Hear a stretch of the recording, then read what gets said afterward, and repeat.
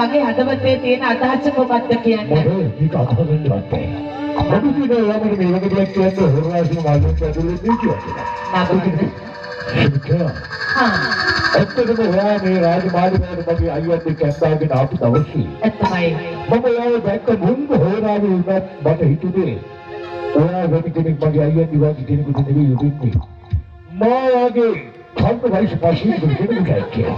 ඔය ඇත්තද නාගවර්ණ? මගේ හදවතේ ඇතුලේ ලොකු ආදරයක් ඇතිවෙලා තිබුණා.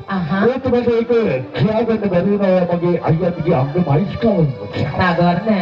ඉතින් මා ඉවසලා මගේ හදවතේ මේ පිළිබඳ තබාගෙන ජීවත් වෙන්න බැරි නිසා වෙනුයි අද ඔබට ඇරියොමු කළේ මගේ හදවතේ තියෙන අදහස් ප්‍රකාශ කළේ. අපරාධේ.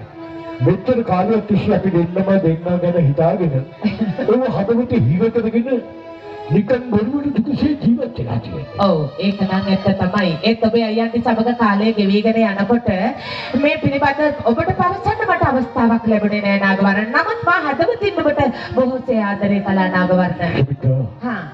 මෙච්චර කාලයක් තිස්සේ තනිකර ජීවිතයක් ගත කරලා. ඔව් නාගවර්ණ. මගේ ජීවිතේට ඒතරම් ආදරය කියන එක දැනුන වාගේ මිසක් වුණාට මං කවදාවත් කිසිම කෙනෙකුට මගේ ආදරය ප්‍රකාශ කරලා තිබුණේ නැහැ. නාගවර්ණ. අද ඔය මගේ ගාවට වෙන්නේ ඔයගේ ආදරය මට කිව්වා. ඔව් නාගවර්ණ. ඔබට පොරොන්දුවක් වෙන්න ඕනේ. මොන දායකද මොන කවුරුද මොන කාක්කටද ආවොත් ඔබ තනි කරන්නේ නැහැ.